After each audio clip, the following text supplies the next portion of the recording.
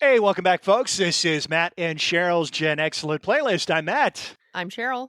And a special episode today as we continue our tour through the musical world of 1980. We're going to focus on one man in particular, and he is not a musician. Well, he could play an instrument. He was in a band as a young man, but made a name for himself on the other side of the glass. It's the producer Steve Lillywhite, and had an incredible 12 months in 1980 with 5 record productions. So we're going to focus on 4 of those, talk briefly about the 5th, but 4 amazing albums and some groundbreaking work that took place for Steve Lillywhite in the year 1980. Those records that we will tackle in order would be the 3rd self-titled album by Peter Gabriel, which is commonly known as the Melt album.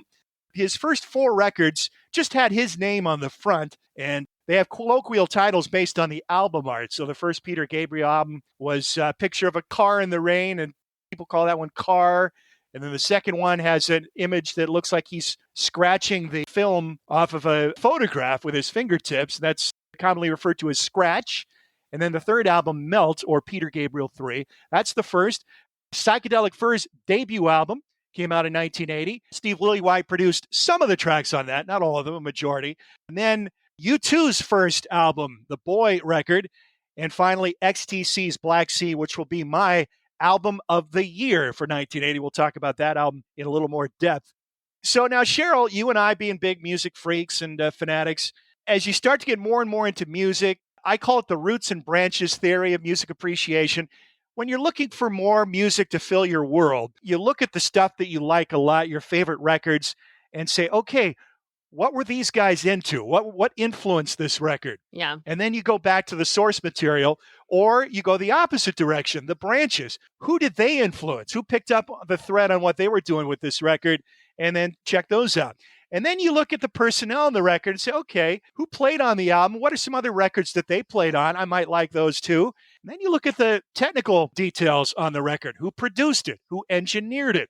I like the way this record sounds. What else did they produce and engineer? I might like the way those records sound.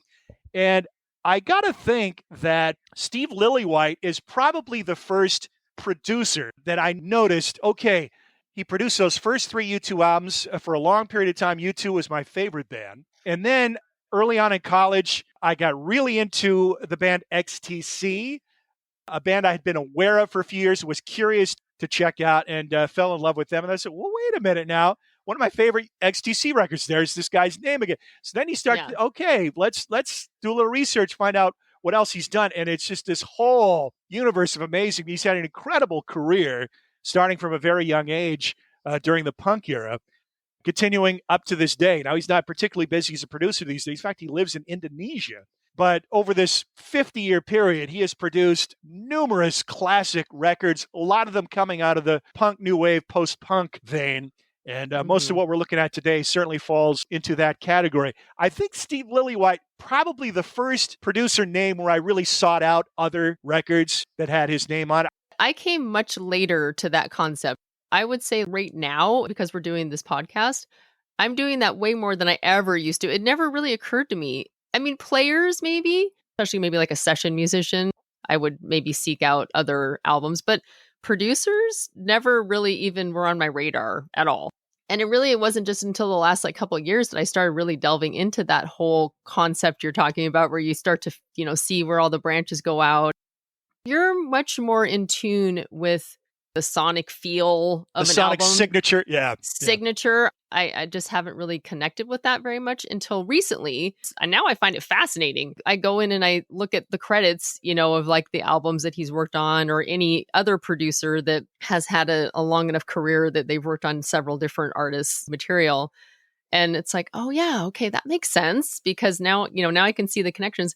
Or there's other times, and Steve Lillywhite's kind of one of these where actually that's kind of surprising that he produced that, or that, how did he get into those artists and get connected with those people? So he has a pretty varied catalog. I mean, we're going to talk about both these albums, the fact that he was doing U2, a brand new first album band, and Peter Gabriel, at that point had a long career already under his belt. Yeah. In fact, the 4 albums we're looking at, you could split them into 2 camps. You've got U2, as you mentioned, bunch of teenagers, still pretty amateurish, still learning to really to master their instruments and find their sound. And then Psychedelic Furs, even less accomplished on their Yeah. music, very amateurish at this point and far less focused. I mean, you two may have not been accomplished musicians at that point, but they were real serious, studious guys, and they were very focused on making a good. As Psychedelic Furs, you get the impression they're just in it for a laugh and a lark, and they're wasted all the time. And Yeah. they called their sound Beautiful Chaos. And then the other two groups, Peter Gabriel, as you mentioned, accomplished, coming out of the world of prog rock, very complex, intricate music, and then XTC, which kind of a foot in both worlds. I mean, they had the energy and the spunk of this newer wave music, but the mastery of their instruments, and guys who could certainly play if they wanted to. They could probably play Genesis material if they practiced a little bit. Yeah. We'll talk more about it, but Peter Gabriel, kind of his gateway to expand his horizons, I guess, as a producer into different worlds outside of these young new wave groups. Prior to the Peter Gabriel album, which is the first one we're going to focus on, but leading up to that, he'd gotten a job as a teenager, like 16 years old, started working in a studio in London. He's from suburban London, kind of more affluent suburban area outside of London, southwest London. Fairly straight character. So he starts working in the studio as a 16-year-old as a tape op. It was Phonogram Studios, part of Philips record conglomerate based in Holland. Mercury Records, part of their umbrella at that point. The Peter Gabriel album would come out on Mercury in America when that was released in 1980. So tape op is a pretty unglamorous position at the studio. I mean, it's really lower rung, one step up from T-boy, I guess, which is an English expression. I don't know if you have T-boys in American studios. I think you have beer boys in American right. Studios. But it's basically T-boy it would be an intern now. Somebody who's probably not getting paid, just does all the dirty work that nobody else wants to do.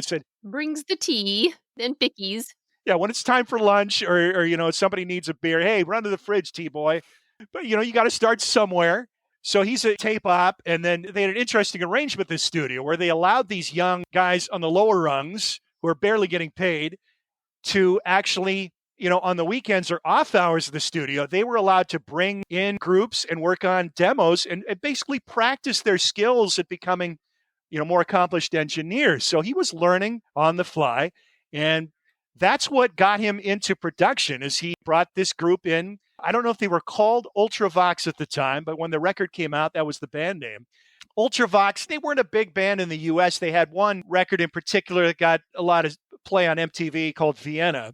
Which is from the Vienna album that came out in 1980. Right, yeah. But it's a different group by then. Their earlier incarnation, so Midge Ure is the frontman and guitarist in that version of Ultravox, and they sold boatloads of records. They were very popular in England. Pretty much an underground band in America, part of the whole new wave scene. Very few of those bands got a lot of mainstream popularity in the United States. But when they first came out, John Fox, Foxx, was the leader of the band, and they were much more kind of Germanic, experimental, keyboard heavy, kind of cutting edge for that time in their use of electronics. A little darker sound. Yeah, a lot less in the pop vein. They became much more poppy. Yeah, very more artsy sounding. Mm-hmm. So he produced their demos, got them a record deal. They signed with Island Records, and the guys of the group, when they signed their deal, the record label says, okay, who do we get in to produce this album? I said, well, this guy, Steve Lillywhite, we loved working with him. He did a great job on our demos, obviously got us signed. Let's work with him. And they're like, who's that? We need to get in a name producer. So actually Brian Eno's He was a name, tape op, and he was actually not even the best tape op. Tape op's basically a button pusher, Yeah. There's not a lot to it. So he gets his opportunity. His first record with his name in the production credits is the first Ultravox album, but he shared production credit with the group and with Brian Eno. And I think Brian Eno would probably tell you, yeah, I had some input into the record, but, as far as the day-to-day duties of producing the record, Eno, I guess, I didn't know this till we were researching this episode, and Steve Lillywhite in several interviews has commented on this. Eno's not the guy that wants to spend a lot of time in the studio. He's a brilliant guy. He's got incredible ideas, and he has helped craft some landmark records, many of them over a long period of time. But he's not in there doing the daily grind. And Lillywhite is the grinder. I relate to that because that's, as a sports broadcaster, I love the preparation, the time spent grinding away, looking up information in detail, kind of like we do for these podcasts. Yeah, There's a lot of that involved. So really, Lillywhite's producing these records, although, his name is on it. He's more the known commodity at this point. The first album that had a full production credit for Steve Lillywhite is the Johnny Thunders solo album, So Alone. Really cool record. It And is, a yeah. great sound. And you can't put your arms around a memory. It's just, that is a classic song from that era off this record. And I got to think, for this young, middle-class English suburban kid, to have that be his first full production assignment with this character, this junkie, notorious heroin addict.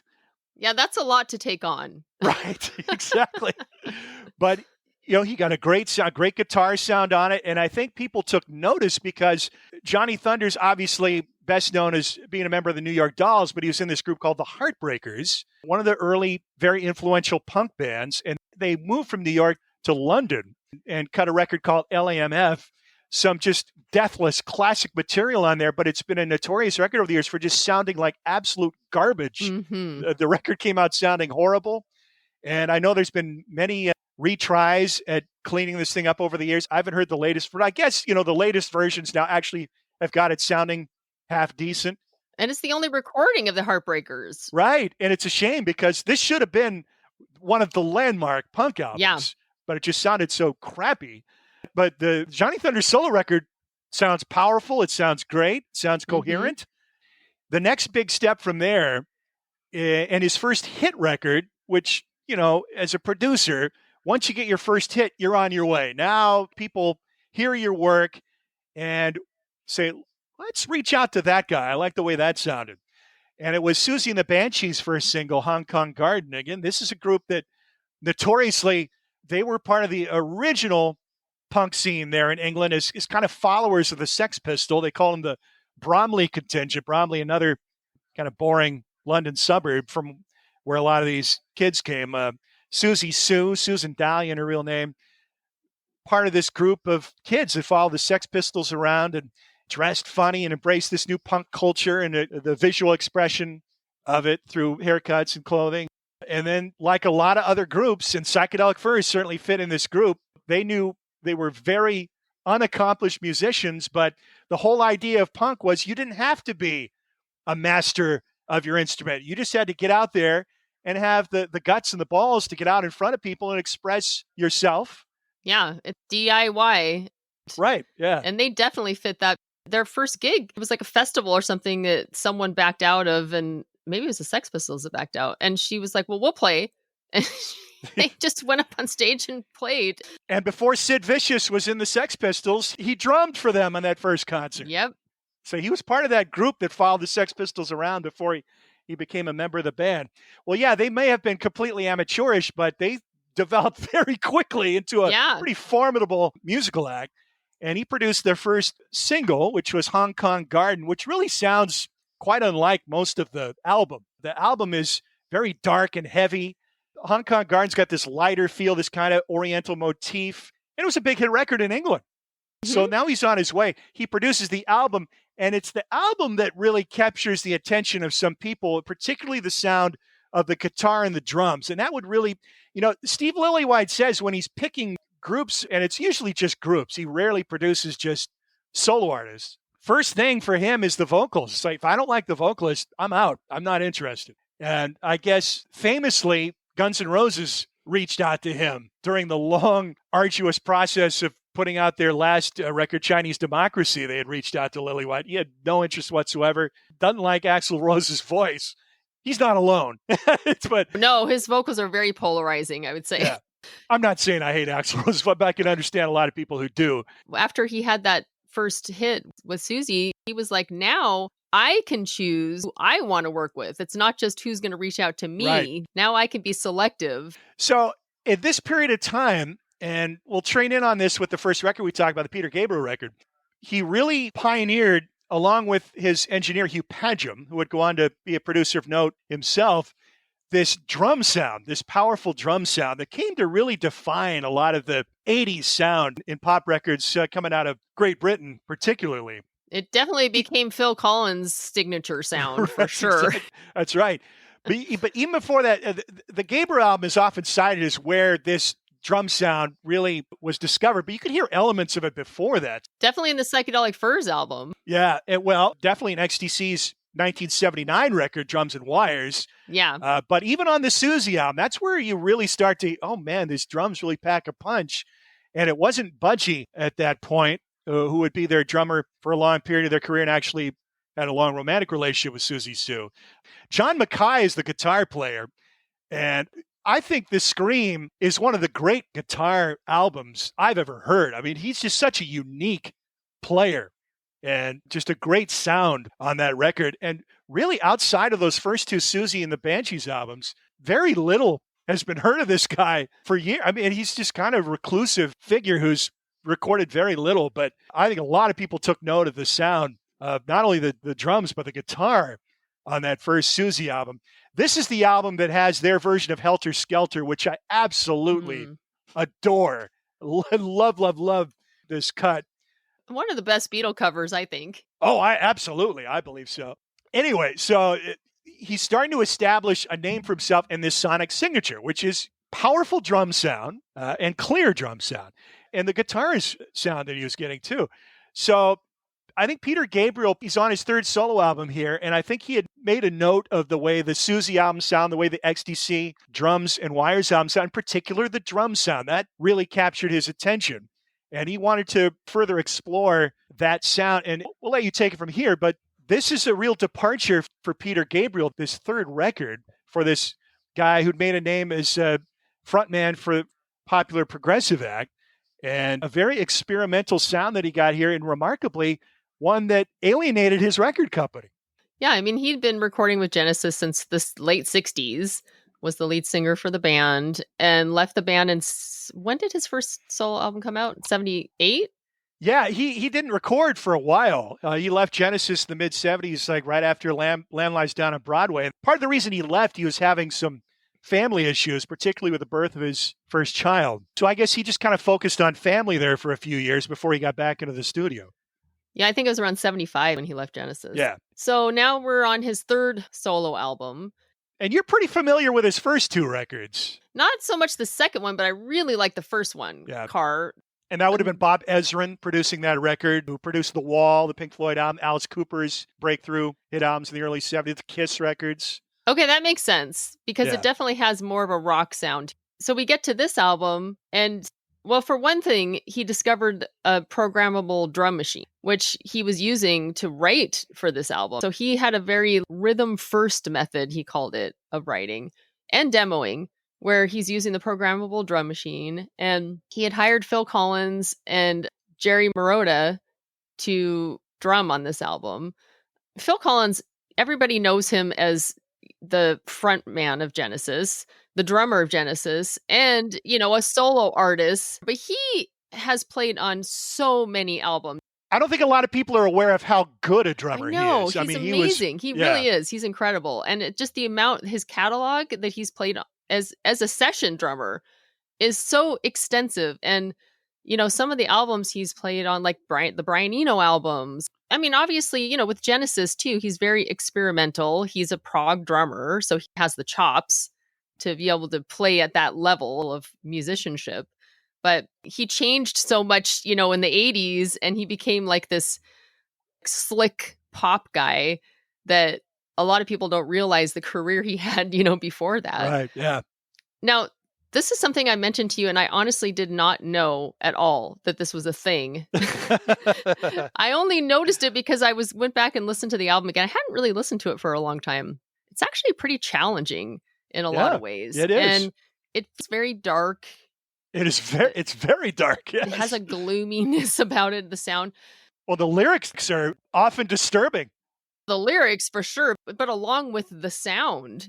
I'm listening to it and I'm thinking, you know, there's like no cymbals on this album. And one of the things that kind of tipped me off to it too was I was watching an interview with Simon Phillips, who's a session drummer and played with Pete Townsend and lots of people like in the jazz realm too, and prog. And he made this comment about, he was in Toto for a while, and Toto had a song that they wanted the drums to sound like Peter Gabriel. And so he was like, okay, so like no cymbals. And so I kind of went into it listening to it with that in the back of my mind. Yeah. And I was like, wait a minute, you're right. There's no cymbals on this album. And so I made a comment to you, Matt, and you're like, well, yeah, I mean, it's famous for that. And I was like, it is? you're, you're like, yeah. And so come to learn, apparently a lot of people are aware of this. And as an aside here, I think both Peter Gabriel and Steve Lillywhite were of the same mindset here. And Lillywhite's made these comments before that a lot of great art comes from establishing boundaries and limitations, because you set these boundaries that help you make choices. And asking a drummer not to play cymbals is tough. Taking away what you would normally use as your rhythm and moving it to the toms. So by doing that, it really did create a very unique sound and something that I think that would be attached to Peter Gabriel from then on too, because, you know, like Simon Phillips was saying, if someone tells you play Peter Gabriel style drums, you think no cymbals and very tom heavy. One word that's frequently used to describe that type of cymbal-free drum would be tribal. And and he's getting into these world music at this time. He become famous a couple years down the road for promoting the music of Africa and the Middle East. Yeah, and like WOMAD and the music festival. Exactly. But at this point in time, he's only just starting to really draw that in as an influence. Yeah, so I think that Steve Lillywhite had a lot to do with that. And then, like you said, the other piece of this with the drums is the gated snare sound. And that album wastes no time in putting that sound. It's right off the bat. Right off the bat. First track, boom, in come these drums. And I know a lot of people were like, holy smoke, what is this? What is that? It's a whole new sound. Yeah. And actually, Steve Lillywhite and Hugh Padgham had a lot to do with that too. They worked, they really worked together in getting that sound on tape. And it cracks me up if you look at all these interviews. All three of those guys kind of lay claim to discovering that drum sound. Yeah. Steve Lillywhite's pretty adamant. It's like, nope. And I think he's got a case, because you certainly hear elements of that 2 years prior, starting with that Susie record. The song Sister Europe on the Psychedelic Furs album has that gated snare sound. So he had already experimented with that. And those recordings took place at the same time. So Peter Gabriel's a notoriously slow worker. And this album was recorded in fits and starts. It's like 2 weeks on, a month off, 2 weeks on, a month off. And in between the Peter Gabriel sessions, he's knocking out this Psychedelic Furs record, which took very little time to make. Which is so interesting too, because they polar opposites. They're so different. So it takes a while for this album to be completed. And once the record is finished, they bring it the mixes to Atlantic, and they basically said the album is not commercial enough for release. And they're recommending that they just drop Gabriel from the label. Which is incredible to think of in retrospect, because this album is now so highly regarded and such a landmark. But when you have that in your mind, you go back and listen to it, and listen to that first track. In truth, I could just imagine when the label people are sitting down to listen to this Peter Gabriel record, in that first track, and those drums start walloping, and then this menacing, sinister vocal comes in, and the lyrics about, somebody creeping into somebody's house with evil intent. Yeah. And it just sounds so sinister. They're probably all looking at each other like, God, this guy's off his freaking rocker. What is this? Yes. This guy's a psycho. I think a lot of the reason why they rejected it was because of the lyrical content and just the concept of the album. And, even going to songs like Biko, written about Stephen Biko, the journalist. The very other end of the album, the final track. There's some really heavy stuff on this album, and it's heavy lyrically and musically. And, this album is interesting to me because sometimes, I listened to the whole thing through maybe like a week ago, and I was like, it's not really one of my favorite. I really like the first one better. But then I went and listened to it again this morning, and I was like, oh my God, this album is so great. And it's really a mood album. Yeah. It so depends on the state of mind you're in at the time listening to it. I don't think it can be denied that it's a great sounding album. It's an interesting album. It's very cutting edge, and it's a deep album. As a lot of his work is. Yeah. He's very, very meticulous about his work. And then not just the sound, but the visual presentation. I don't know if you checked out his Top of the Pops appearance when they did No Self-Control. That's incredible. Even just the music videos he did, the MTV videos he did were just like total cinematic experiences. And he's always been very visual and theatrical in Genesis for sure. I guess then what happened, it ended up coming out on Mercury Records, right? Right. Yeah, he'd been on Atlantic. I think the first record in the United States, at least, was on the Atco label. Then the second one was on the Atlantic label. And then, the third one, they say, no, we don't want, we can't put this out. It's actually surprising to me, though, that the record label thought that, because Peter Gabriel came from Genesis. He came from a prog background. He's playing with like Robert Fripp, Brian Eno, like Fripp is on this album. Right. So a lot of interesting guitarists on this album. Paul Weller got sucked into this somehow. Yes. He was recording at the studio at the same time, and he plays on In Through the Wire. Really cool song. Mm-hmm. Dave Gregory from XTC plays on the record. And then the main guitarist, and a guy he's to this day, I think, is still his go-to guy, is David Rode, who's played on his albums throughout and been in his touring band. He has Tony Levin on a couple songs. Robert Fripp's on a few songs. In fact, Robert Fripp plays on I Don't Remember, which is one of the singles from the album. And the original recording of that is more Fripp heavy. What a cool groove on that song. Yeah. A lot of this music was just very modern when it first came out in 1980. I mean, very cutting edge. Yeah, it was. Games Without Frontiers. I mean, these went on to become signature songs for him. That was a big hit in England. Yes. But I find it interesting that the record label didn't expect his album to sound this way. Now, granted, the other two maybe did have more of a rock bent to them, but it's not like this is just coming out of left field for him to be this experimental, Yeah. The second record has some abrasiveness to it. So I guess they kind of sense that this guy's really veering off the commercial path here. We don't necessarily want to follow him down this road, right? Which they perceive to be a commercial dead end. Well, they couldn't have been more wrong. I mean, this album got critical raves, and it was a hit. It was a hit record. And, I find it interesting because I think because Peter Gabriel at this time was already so well established, has already had a very distinct style, but Steve Lillywhite was still really influential with that gated snare sound, with the way that, the drums were recorded. So I think it's pretty cool that he was able to come in with this really established artist and still make his mark. And it's the first artist that he worked with that wasn't kind of a peer, that wasn't coming out of that punk new wave scene about the same age. And really, it wasn't a great difference in ages between Lillywhite and Gabriel at this point, but he was this already, as you said, very well-established artist from a renowned band. So, he's really getting out of his comfort zone here. But I think he embraced Peter Gabriel's artistic vision and his ideas, and he was only too happy to have these limitations set. I mean, Lillywhite has commented many, many times, the last thing I want to hear from an artist is, all right, what do you want me to play? How do you want this to sound? He's like, no. You give me the ideas and I'll pick what I think is going to work and what isn't. So it was a perfect working relationship here for Gabriel to have all these firm ideas and boundaries on what he wanted to accomplish. Also, what fascinates me is how do you classify this record and how do you classify his early solo records? The whole mentality behind punk and new wave at this point is this ground zero approach where all these old dinosaur bands are going to wipe them off the mat. Prog rock, pew, we don't want any of that. Yeah. Genesis is as prog as it gets. You couldn't get any more prog, yeah. But he gets a pass. Peter Gabriel gets a pass, which is fascinating to me. Yeah, I think there's a sophisticatedness about this album that kind of puts him as an elder statesman in that sense and where he is at this point in his career. Well, it's his willingness to embrace these new sounds, these new ideas, these new techniques. Yeah. And he avoided all that scorn that was heaped on the likes of Yes and Pink Floyd by the punks. Mm-hmm.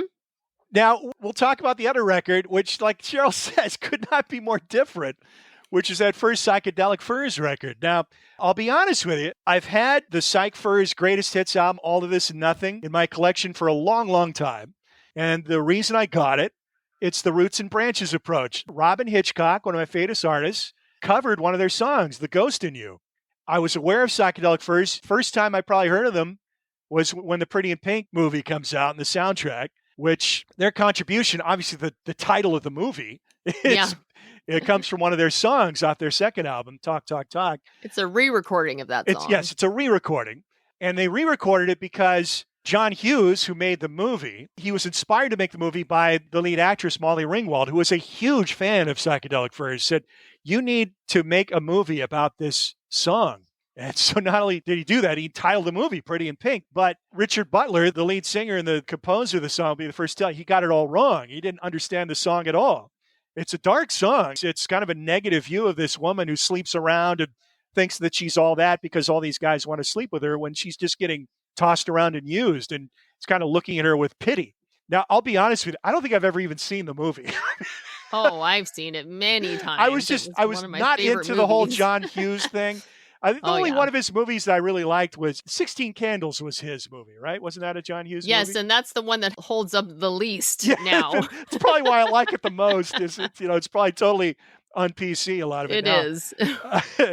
But I just was not into his whole thing at the time. I was all about it. Which puts me in a very small minority in my peer group because people our age were all into the whole John Hughes thing. It just didn't do anything for me. So that would have been the first time I heard Psychedelic Furs, and I would have been turned off because his voice would have been like, oh my God, this guy can't sing it. It's awful. Yeah. But this is our most oft-used phrase, I think, at this point in our podcast, voices of distinction. They don't get any more distinctive than Richard Butler. He's got that raspy rasp and very narrow range. So, I would have bought that Greatest Hits a long while back, and I didn't listen to it a ton. I was like, this isn't too bad. It was all right, but nothing really stuck. I mean, it's nothing that I went back to. I probably hadn't listened to them in God knows how long before we started planning for this episode. And I've known this episode was coming for a long. I've been looking forward to it. So I recently picked up their first album on CD, the original CD mastered version of it. And I hadn't listened to it a lot. And I sat down last night and gave it a real good, thorough listening to it, headphones, and loved it. But it's as you said, it's very primitive. These guys could barely play their instruments. And they're the stereotypical band that got caught up in the whole punk thing. It's like anybody could do it yourself. You don't have to be able to play. And they literally could barely play. Yeah. But Richard Butler is just this fascinating character. Not a lot of people know much about him. And, they've sold a ton of records over the years. They've never been this huge act, but they were kind of at that level where they had a lot of minor hits, and they actually relocated to the United States pretty early on. They kind of had a practical approach to their career. It's like, well, there's a lot more money to be made here. I mean, there's a lot more places you can go and tour and all these radio stations. And Richard Butler, I think, has lived in the U.S. since like early in the 80s. He's like Steve Lillywhite, is a native of Surrey, came from a middle-class family, a very bohemian upbringing. His father was a scientist and very politically active, very left-wing. His mother was an artist, a visual artist, a painter. And Richard Butler, before he was a musician, was in art school. And he was going for a fine arts degree. He was a painter as well, still is, and a rather well-regarded one. I've looked at some of his work. I don't love all of it, but some of it's quite striking. But he's just a very fascinating character to me, and his personality is not well known. His visual appearance, he looks like a combination of David Bowie and Johnny Rotten. He looks like he could be John Lydon's brother, and his stage mannerisms are quite similar. But lyrically, he's very interesting. His songs are poetic, they're somewhat impenetrable, they're abstract, and don't look to Richard to explain the meanings. He's very reluctant to do so, as a lot of artists are. They want to leave it for you to interpret. Very, very influenced by Bob Dylan. As a lyricist, I think that's probably his primary influence. But listening last night, musically, you could certainly hear where they're coming from. It's Velvet Stooges. And it is killer. I mean, of the four records here that we're looking at for 1980, this is definitely the most punk of the four. Now, not all of it is punk. There's just one track in particular, Imitation of Christ. This is pretty cutting edge, and this is an early template setter for what would be the kind of alternative guitar band sound of the 80s on this track. We'd already talked about that a little bit with Clash London Calling in 79, Lost in the Supermarket. It's kind of picking up that thread. And then you'd hear a ton of bands that would, you definitely hear REM in that track, very apparent. But a lot of this record, it is two-chord, droning, thumping drums. The way this record opens, now, like Intruder with the Peter Gabriel album, that's a very unusual way to open a record. Yeah. Attention getting. Likewise, India is the first track on the Psychedelic Furs album. Before they really come in as a band, it just goes this kind of ambient guitar textures, very quiet, in the distance, very, very slowly fading in. And it's like, God, 2.5 minutes of this before the band really comes in. And when they come in, it's like pounding India. And then his voice comes in. If you've never heard these guys before, you had to be like, oh my God, what is this? You're my love song. This is their first album. So this is right. the introduction for almost everyone, unless you'd seen them live before, Yeah. Now, again, I'll be straight with you. I've listened to this album very little. I'm only just starting to listen to it. But India, then the verse comes in, and it is completely unintelligible. This band pounding away behind it. They could barely play, and they're kicking up this racket. And okay, now I'm hearing the source material. It is Velvet Underground, Stooges, Primitivism, Funhouse in particular. I don't know that record. I've listened to it a little bit. That's going to be a favorite record of mine in time when I really get down to getting into that the Stooges record. It's, for a lot of people, it's one of the greatest rock and roll albums ever made. And I might get there eventually. I just haven't listened to it enough. But the fact that they have a saxophone in the mix, they cite Roxy Music as a big influence. Of course, the horns are part of their sound as well, and that kind of dense mix. But I'm hearing a lot of Stooges because Roxy Music, a lot more sophisticated. Oh, yeah. Much more Way polished. more sophisticated. Yeah. These guys could play. Psych Furs could barely play their instruments, but they're kicking up this unholy racket behind this guy who can barely sing, but he's got this arresting voice with that deep, throaty, raspy sound. It's an amazing start to the record with India going into Sister Europe, which is this slow, droning, very velvety sound. And then you get to Fall. Now he's spitting out, and he's not even singing, but he's just spitting out all these lyrics. He's not even singing. It's like, and it just goes on and on and on, like just hammering you with it. So, I mean, completely different sound to Peter Gabriel, but I dig it. I really do. But as far as the sound, it's not a good sounding record at all. Now, what I'm listening to is the original CD mastering of it that came out in the 80s. All their records, not all, but their first three at least, were remastered and reissued in the early 2000s. I had the Talk, Talk, Talk album, the remastered version. I found it sealed used somewhere recently. I haven't cracked it open yet to listen to it. That's the record I've really been searching for them.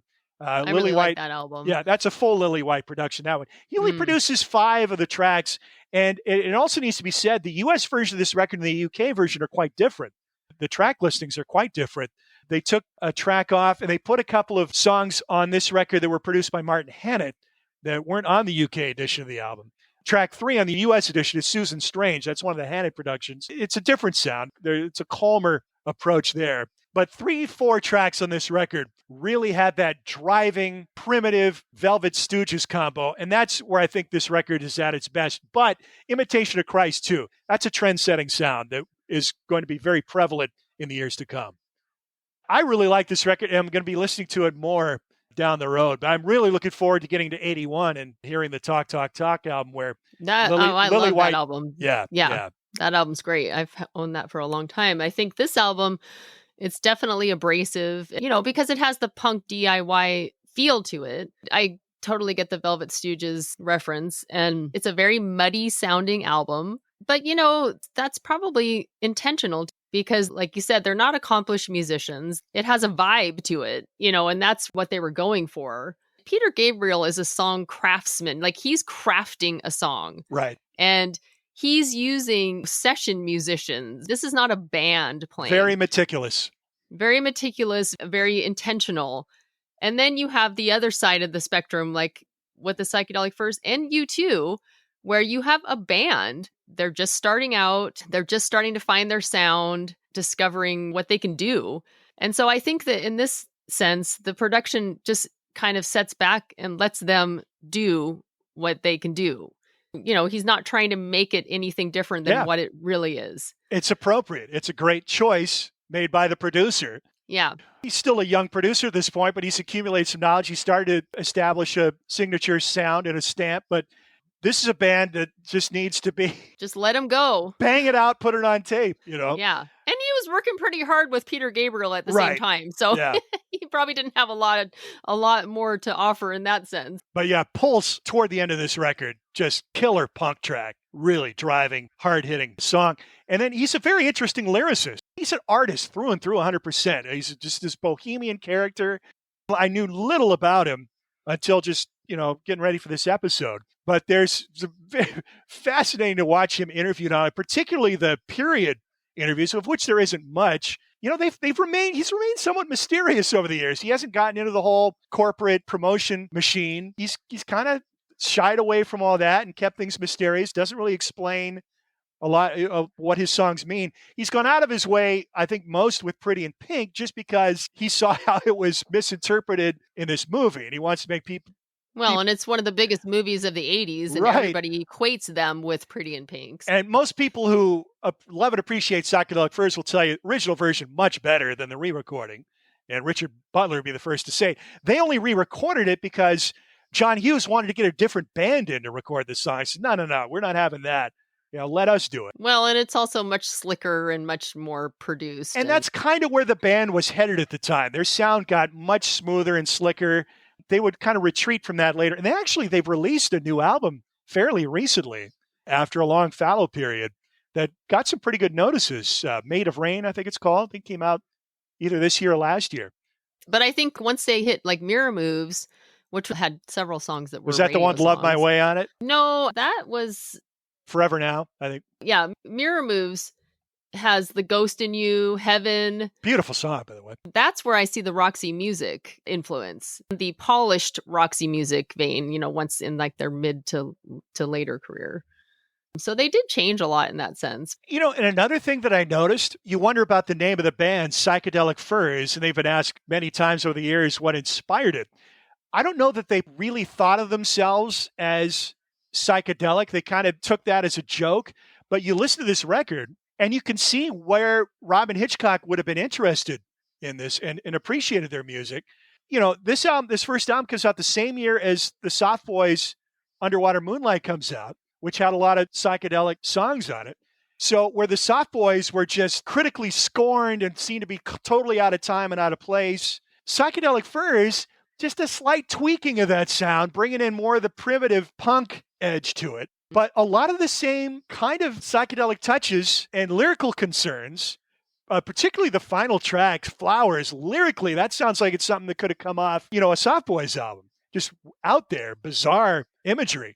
I think of them as psychedelic in the same way I think of Julian Cope or Teardrop Explodes. Another band, and this psychedelic, there was kind of a psychedelic wave. It was kind of new psychedelia coming out in 1980 with the Teardrop Explodes first album. The first Echo and the Bunnymen album comes out that year, Crocodiles. Yeah, they all have a similarity to them. Yeah.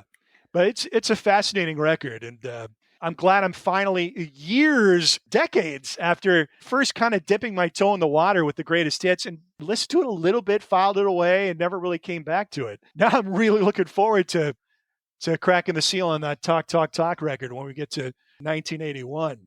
So again, the 4 records we're looking at, you split into the 2 camps, the Muso albums and the amateur primitive albums.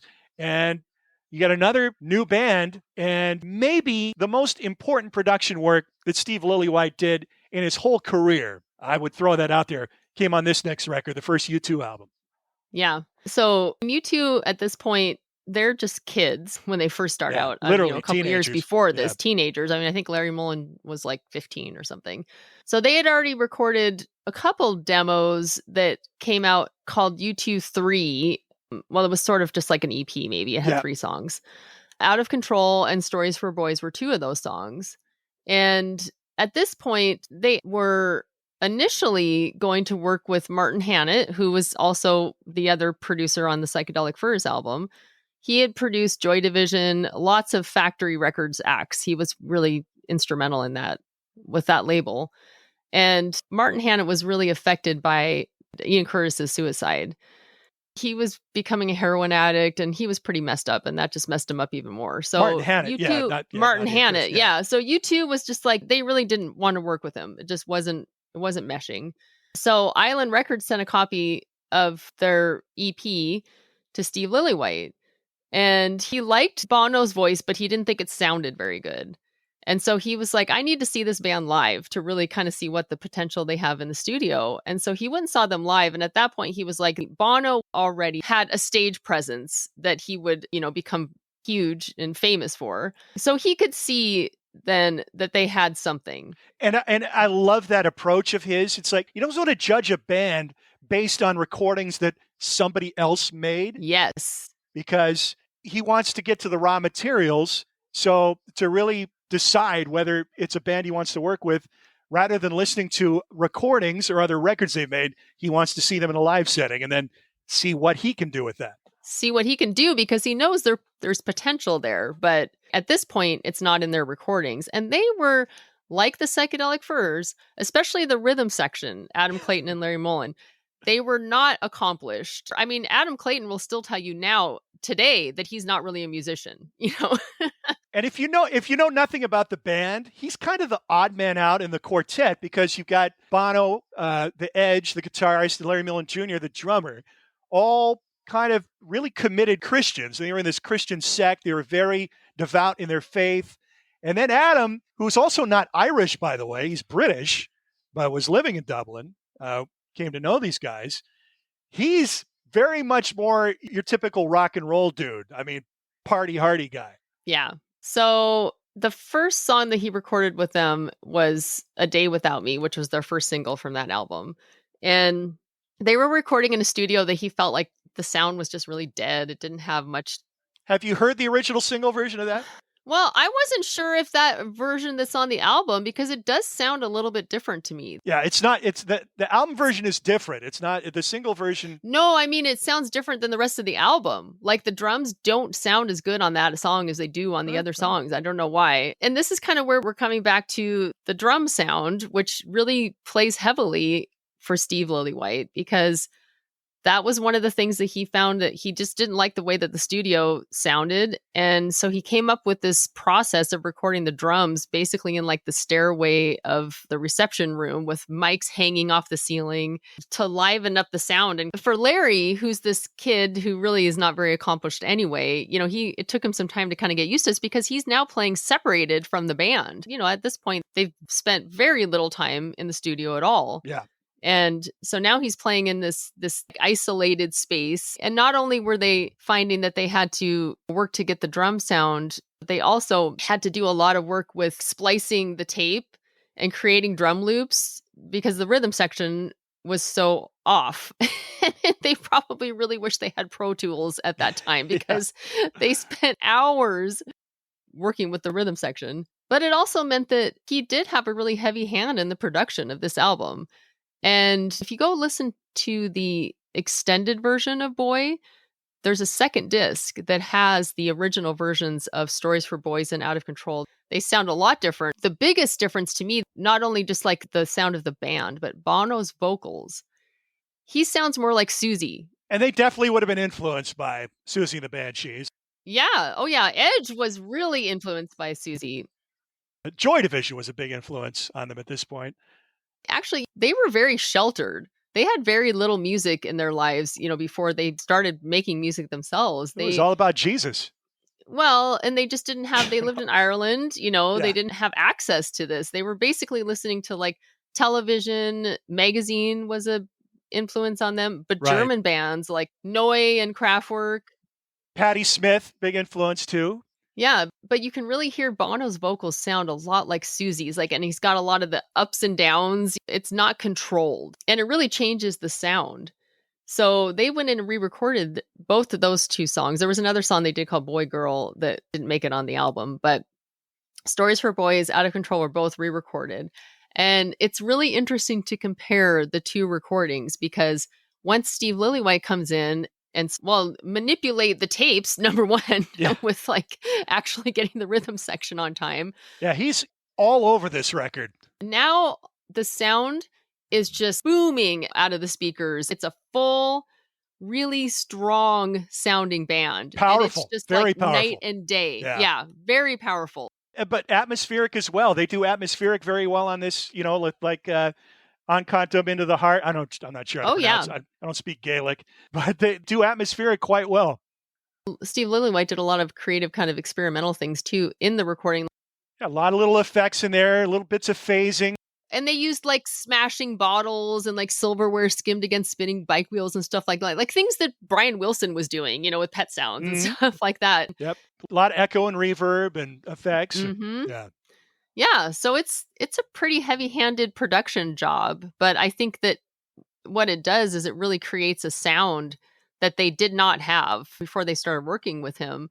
And it's a sound that would continue, develop, and become, they'd become the biggest band in the world. Boys, one of my favorite U2 albums. Yeah. I think from front to back, it's a great album. I like it better than the two Lillywhite ones that followed. I wouldn't say I like it better than War, but it might be tied. I really like October, but October was just a much different album, and it didn't do well for them. Boy, did chart. They actually got airplay in the United States on AOR radio stations with that first record. And it rocks. I mean, you can see why. I Will Follow. Got to think it was Lillywhite that added the glockenspiel. Yeah. So a lot of little touches that he put on this record. Whereas, Peter Gabriel would have had a really clear idea of the sounds that he wanted, and he helped Gabriel shape the record that he wanted to make.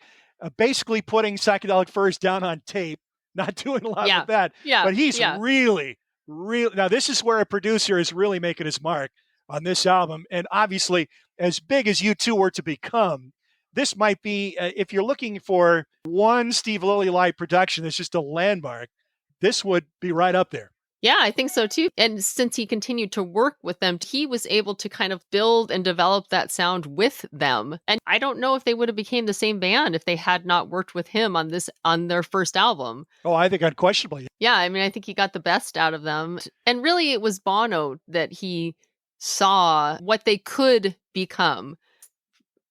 I love this album. I have loved this album for years and years.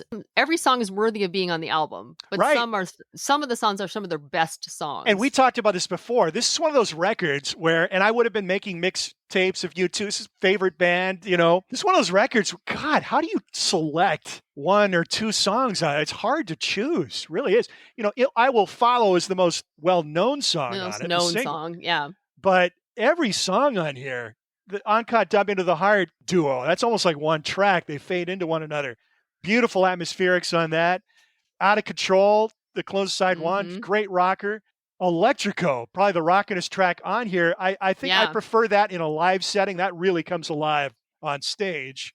Yeah. I think Shadows of Tall Trees, probably my least favorite, but it's still great. It's still great, and I love Bono's vocals on that song, and it actually does have a really interesting sound to it. Yeah. I think that's one where he really brings the vocals up front, and it creates an atmosphere.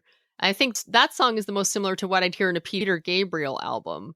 Hear the connections there between the two. But yeah, I think of all of Steve Lillywhite's career, I would say that his work with U2 is the most influential on a band. I would say so, definitely. Now, the last record is my favorite of this quartet and my favorite album of 1980 and one of my favorite records, period.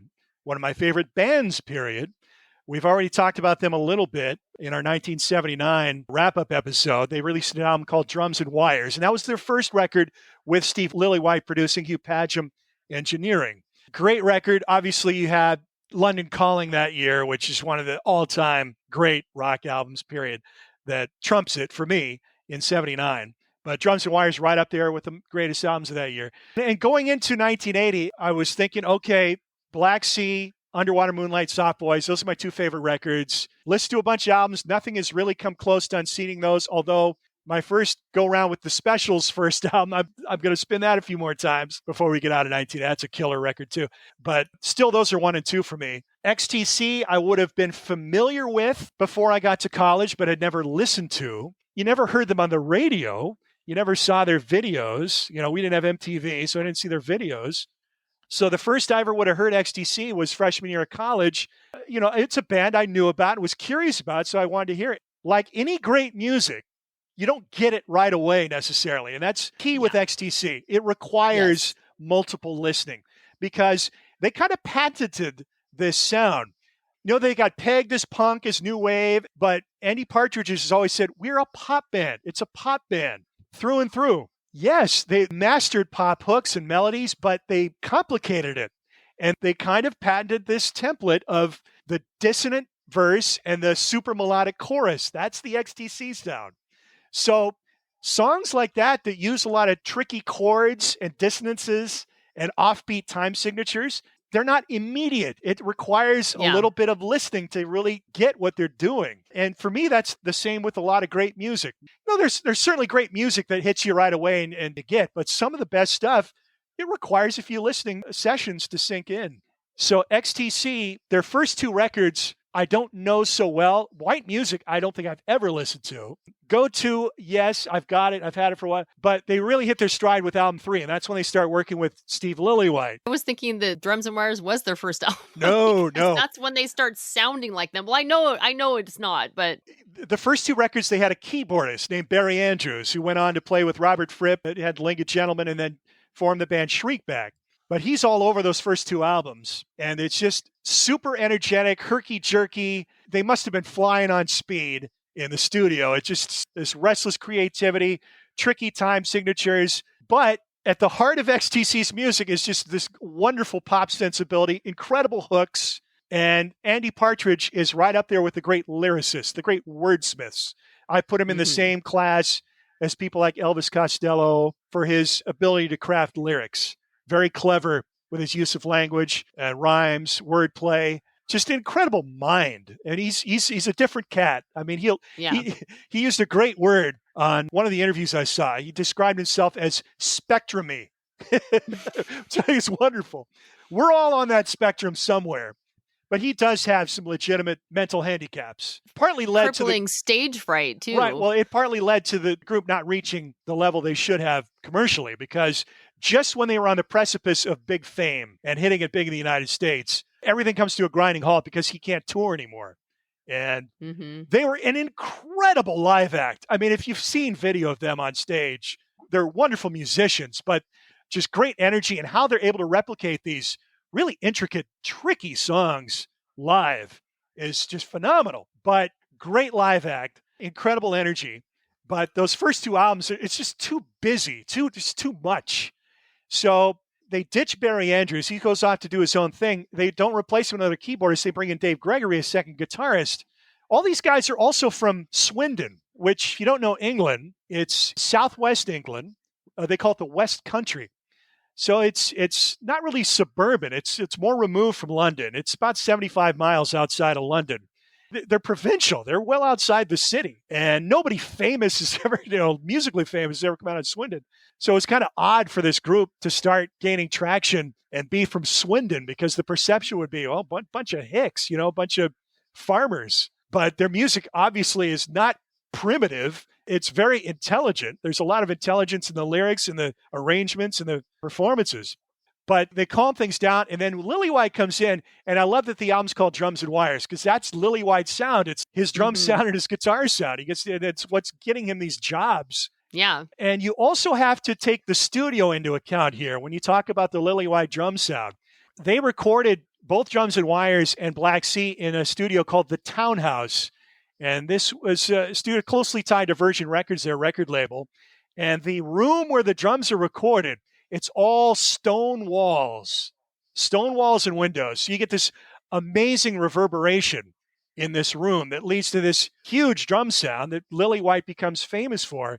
And of the 4 albums we're looking at here, now Peter Gabriel 3, a lot of people look to that for really the genesis of that gated reverb Lillywhite drum sound on Intruder, and then made most famous by Phil Collins a year later on his solo record with the drum break on In the Air Tonight, that everybody knows that song. Everybody knows that Phil and knows that sound and equates it with Phil Collins. And everybody immediately thinks of Miami Vice when you hear that song. But the drum sound on Black Sea is so explosive, and it right out of the gates with the first track. So we've already looked at the unusual openings of Peter Gabriel 3 with Intruder and Psychedelic Furs with India. Respectable Street, first track on Black Sea, also has a bit of an unusual opening. It's like an old 78 scratchy record playing on a Victrola. a lot of 20s popular music started that way, with a motif or a verse that really has nothing to do with the rest of the song. So it's kind of a throwback to early 20th century popular music. And to emphasize that, they actually make it sound like it's an old 2078 playing on an old record player. Old part of decency's jigsaw, I suppose. And a little piano motif. And then, boom, in comes the song. Their drummer, Terry Chambers, what a dude. Hard hitter. He's a different guy. He's just this down-to-earth, meat and potatoes guy. Now you get Terry Chambers, who's a hard hitter on the drums, and then you put him in this incredible stone room at the townhouse. You got Lillywhite and Padgham experimenting with their noise filter and the gated effect, and it's just this explosive sound throughout the record. And this song packs a serious wallop. Lyrically, it's got some bite to it. Basically, it's about the street he lived on in Swindon, where you get all these people who are judgy and judging other people, where at the same time, I guess the theme is judge not lest ye be judged. So he's saying all these people looking down their noses at the neighbors when look at all the craziness that's going on in their lives. They're hypocrites. It's about suburban hypocrisy, basically. Very biting lyrically, very clever, hard-hitting track, very tuneful chorus. And then it's just, you're off from there. And the way it segues into the next track, Generals and Majors, where it pauses and then another drum beat, boom, and then this great groove kicks in. Funny dynamic. You got two songwriters in this band. So like the Beatles with Lennon and McCartney, although they never collaborated. Andy Partridge is the lead vocalist and the lead songwriter. Most of the songs on the record are going to be his. And then you've got Colin Moulding, the bassist. His songs are a little more streamlined than Partridge's, a little more melodic generally. And as he would describe it, easier on the ear. And he's just a wonderful bass player in the tradition of Paul McCartney. Super melodic, very talented bass player. And the dynamic between these two is at the heart of XTC, because Partridge is this hyperactive kid. His brain is just constantly, the synapse just constantly firing. Restless, super creative, and funny guy. He's just constantly joking around and saying clever things, making you laugh, being silly, clowning around, just restless. Quirky guy. Quirky personality. He had a kind of a tough childhood. Like I said, my mother had some mental problems and very lonely childhood. Didn't have a lot of friends, and he learned to entertain himself because he was alone a lot. And then Colin Moulding's just more of a kind of down-to-earth, typical Swindon character. And it's funny when you look at the interviews with these guys. And there's a great documentary about XTC online. This is Pop. If you love this band, you should have seen it already. If you have, Sheryl, I can't believe you haven't seen this before. I've seen it about 3 times. I didn't know it existed. Oh, yeah, it's great. But when they interview Andy, I mean, he's being his typical self, just clever and funny and charming. But Colin Moulding and then the drummer, and then particularly Dave Gregory, who is on album 2 with the group at this point, they're just very quiet, sedate, gentle-natured people. So it's just an interesting dynamic in this band.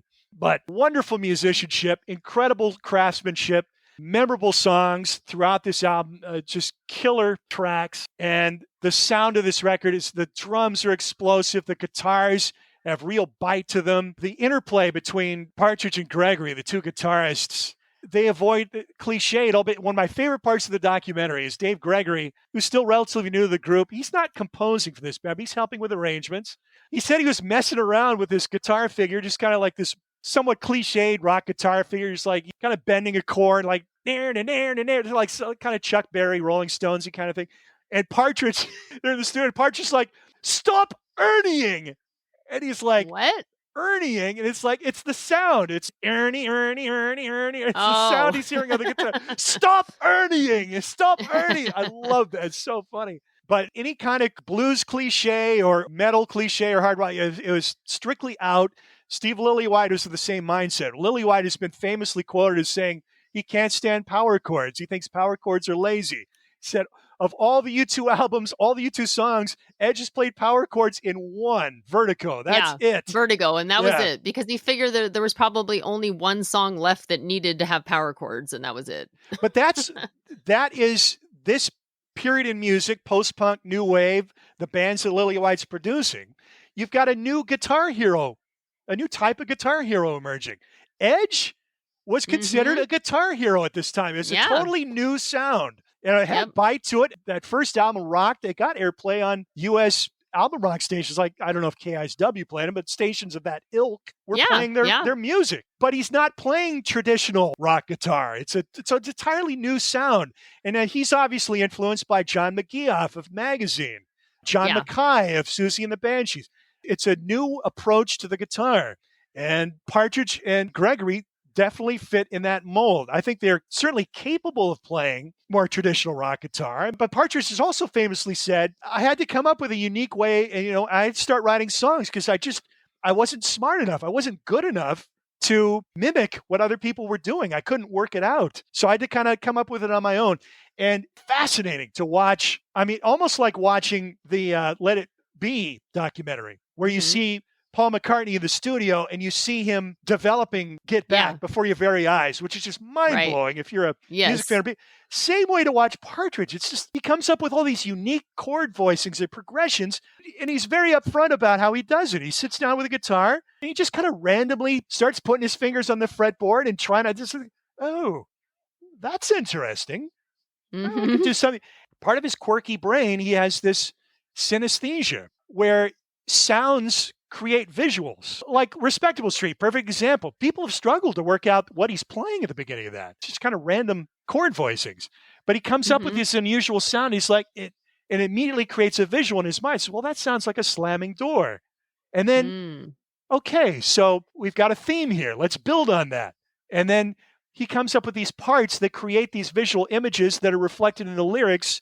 And he comes up with these amazing, unique, yet still incredibly melodic and catchy songs. It's just an incredible gift that he has. And that's part of what the depth there too, I think, is that you have the combination of those things where the lyrics, the soundscape that he creates, but it's also catchy and super melodic. I like Black Sea better than Drums and Wires. I know Black Sea a lot better than Drums and Wires. I've had it in my life a lot longer. I've listened to it a lot more. Drums and Wires, I probably need to play that more and become more and more familiar with it. But part of what differentiates the two is they streamlined it more. I mean, Drums and Wires, it's kind of transitory. It's a transition from their early, just where they're bouncing off the walls, just super energetic, herky-jerky first two records. Yeah, it's still very complex with the rhythm and the guitar parts, but it's starting to become a little more streamlined. And then they're starting to get a better sound with Lillywhite and Padgham. Now, they made a point with Black Sea. They wanted to keep it as simple as possible. And Partridge said they didn't want to do a lot of overdubbing. They didn't want to have anything on the record that they couldn't reproduce in a live setting. So it gets streamlined even more. But it's such a powerful record. It is pop. It's very catchy. But it also packs a serious wallop, certainly on the bottom end with Terry Chambers on the drums. And, he's a hard hitter and a very talented drummer. I mean, he seems pretty straight ahead, but he's doing a lot of tricky stuff too. But they're also experimenting with different drum technology on this record. They're bringing in some drum synths. I know I'd never heard the term before, but it was the Tama Sniper, which is a drum synth. And you can really hear that on Love at First Sight with that clearly synthetic resonant snare sound on there. And I think they used it on Living Through Another Cuba too, the third track on the record. But just an incredible, incredible album. And then you have these tricky yet catchy pop songs throughout. And then you get to the last track. And this was like the apotheosis of the big, gated, massive reverb drum sound in this stone room of the townhouse. Travels in Nihilon. Humongous sound on this track. Just heavy, dark, unlike anything else on that. Really, they didn't really do much in this vein before or since. But the drum sound on that, I mean, even more than Intruder, this to me is the apotheosis of that sound they've been experimenting with, and which would go on to influence so much of 80s music with the gated reverb. Yeah. I mean, really, is there anything that was more influential in the 80s than that drum sound? The gated reverb drum sound and the Yamaha DX7 synth, which is responsible for a lot of the dated sounds in 80s production. Yeah, well, that's true. I mean, it certainly did go into overuse and done poorly more often than not as the 80s drew on. But I don't know if we can blame Steve Lillywhite for that. It's funny, too, with XTC. Part of the tension in this band is what makes them great. And it's I don't want to say rivalry, but when they initially started, Partridge was the dominant force in this band. He's the leader of this group. But then Colin Moulding starts to write a little more, and his music's a little more palatable to your average listener, a little more accessible. And the record label is starting to focus on so their first hits were Colin Moulding songs, and this just didn't sit too well with Andy Partridge. So he's a brilliant guy and a very likable guy, clever, but very proud man too. There's a lot of self-effacing humor there, but he knows how talented he is. He is certainly aware of his gifts. And I think it ate him up that, he's making these incredible records, but the record company is looking at this other guy who's, in his mind, kind of secondary in the band. And he's starting to think, well, shoot, Virgin thinks Colin Moulding is the leader of this group now. They're picking his songs as singles. They're putting him up front. So that didn't sit too well with Partridge. But as anybody knows, in a successful group, that kind of dynamic, it could create tension and division in a band, but it also, that rivalry could spur you on to greater heights. And so it's like one guy's trying to one up the other, and it just inspires the art to a higher level. Their music has a tension to it. Yeah. It's not relaxing music.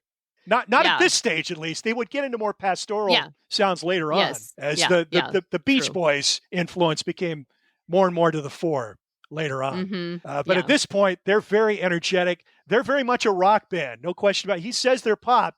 Well, it's power pop, which is some of my favorite music falls under that heading. It is. Me too. It is pop music in the vein of the Beatles, with catchy, very melodic parts, but played with power. And this power and intensity. You want to label this album power pop? It's near the top of the list for me in the greatest. Yeah, I agree. And certainly not the last time it'll show up. And it's one of those great albums for me. When you go back and listen to them after a period of time, you'll focus on a different track. You'll hear things you hadn't heard before.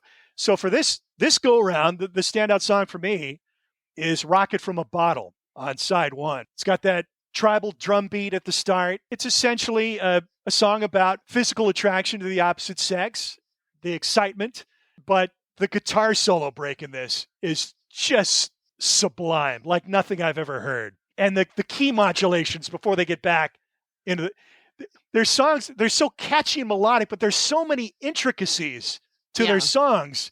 And Andy Partridge, it's funny, the interview clips online, he goes through this long list of songs that he's heard other bands cover or tribute bands try. So these are the ones they always get wrong. And he goes through this long list of songs because his chords are so unusual, just because a lot of them are random. It's just like throwing his hands into different shapes. And he hears a sound, it creates an image, and then he's off and running. So hard to replicate a lot of his stuff. And I think it's the whole package too, because it's the lyrics, it's the music, it's the vocal delivery, and it's unusual. And like you said, he's just basically kind of like making things up as he goes along. It's like a whole different animal. It's its own thing, and it's a complete package of music, the lyrics, the vocals. So I fell really hard for this band once I finally discovered them freshman year at college. Compact XTC was their first compilation designed specifically for the CD. It had more up-to-date songs, so stuff that had been on the Big Express album, which had come out in '84. So that introduction, then shortly after Skylarking, which was their contemporary album at that time. And then the Dukes of Stratosphere project, which really blew me away. Full on psychedelic. Oh, yes. And that's kind of what I got from Rocket from a Bottle is the psychedelic phasing that they put on there, kind of a signpost for what was to come with the Dukes of Stratosphere. And Andy has said years before they actually did it, I think he and Dave Gregory had talked about doing something similar around this time period. So really early on after Gregory joined the band. If you don't know, the Dukes of Stratosphere, it's an alter ego. It's still XTC, but they've adopted this alter ego, and it's their tribute to the psychedelic sounds of music coming out of, particularly in Britain in 1967. So almost all the tracks, I think, probably has a song that inspired it that's kind of a tribute to, which is a fun little project when you listen to those records to see, okay, now what are they basing this on, or what inspired this? God, that album just blew my head off. I loved it so much because I loved that music, that original source material, the psych stuff in the 60s. But just a whole world of wonderful music. And unfortunately, that world is so much smaller than it should be because, they stopped touring in '82. So it's a gradual fallout with their label. They never get above cult status. And a good cult band can sustain a career. You're not going to get rich, but you can make a career out of it, like people like Robin Hitchcock. But Yeah. to make a decent living out of it, you have to tour.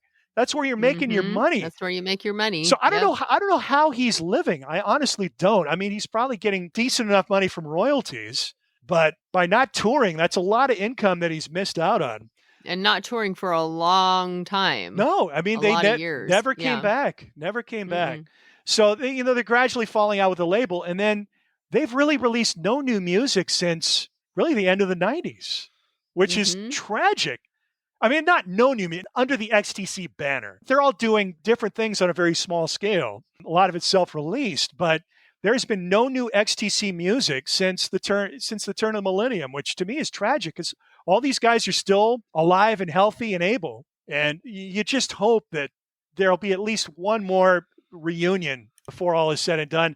And God, even more than that, to get them back on stage, I would pay just about whatever they charged. If the original members of XTC, Partridge, Molding, Chambers got back together. Yeah, I think a lot of people would. Yeah. I mean, I would be there in a second and I would pay through the nose for it. But, we've talked a lot about the band because this is my album for the year and Rockin' from a Bottle is my choice cut. But Steve Lillywhite will tell you, as long as laborious a process it was to produce U2, to produce Peter Gabriel, and with his meticulousness, so XTC is a piece of cake. I mean, these guys are such good musicians, and they come into the studio, they're already very prepared. I mean, they've worked out the arrangements, they've worked out their parts, they know what they're doing, and they're so good at their instruments, and it doesn't take them long to get the takes. So, yes, his sonic stamp certainly on their music with the drum sounds, and the clarity of the recordings. But XTC, these guys didn't need a lot of help to make great music. And they worked with a lot of different producers over the years.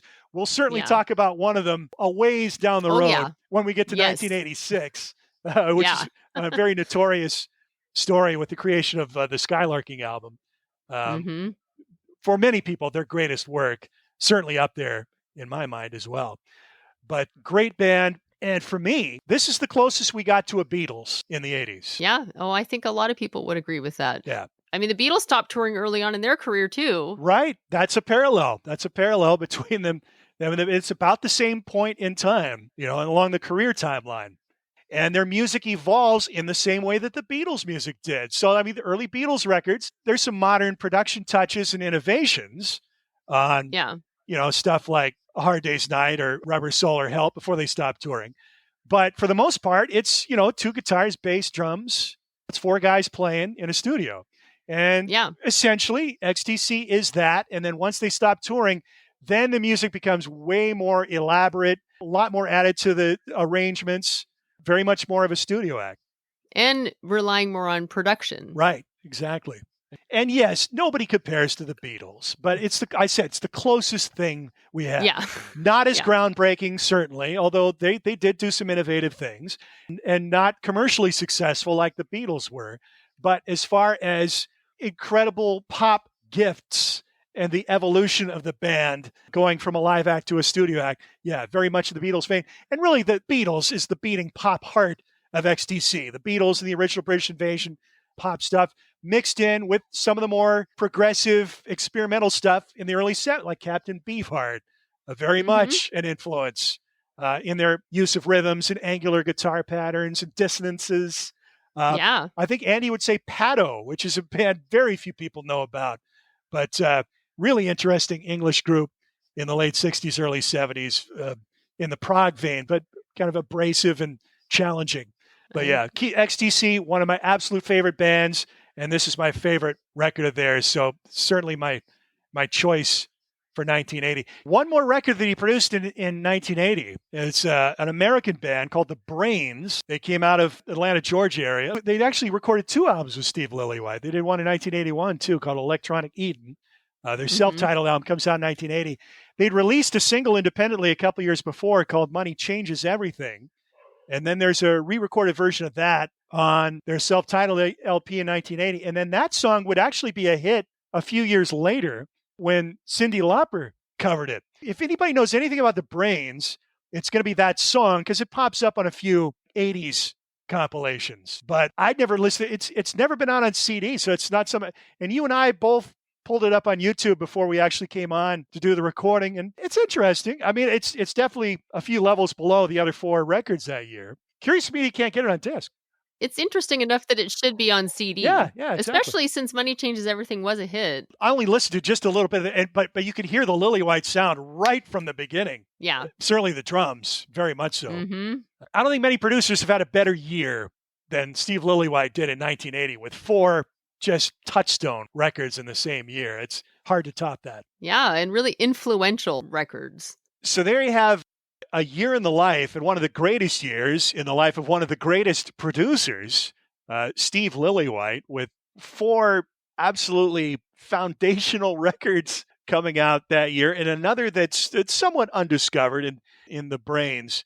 This is certainly not the end for Steve Lillywhite. I think he's going to pop up numerous times before we get to the end of our playlist, because he had a hand in so many great records, and he's just getting started with U2 here. Of course, he would be the sole producer of their first 3, kind of step back once they started working with Brian Eno and Daniel Lanois for album 4, Unforgettable Fire, but then they will bring him back for U2's crowning commercial achievement, in many people's eyes, their greatest record, The Joshua Tree. Lillywhite would have a strong hand in that, and you would only be the sole producer for one more U2 album, which I think is the last great U2 record, How to Build an Atomic Bomb?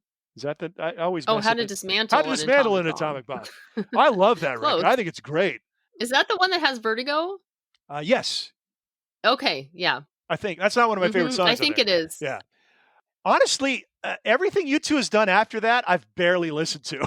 I really have. Me either. I haven't hardly listened to that. Yeah, that would be the end of what I know of U2. Well, listen to that, because it's I think it's their last great record, and I need to listen to their album since Closer. I'll be honest, not too impressed with the last thing U2 put out, which is the covers of their own songs. Have you listened to that? Oh, no. Yeah, yes, and it's just like why? What are we doing here? I mean, clearly they're treading water, waiting for Larry Mullen Jr. to come back, I guess. But right. Yeah, that did nothing for it. But again, I know certainly by 1982, you're going to have Big Country.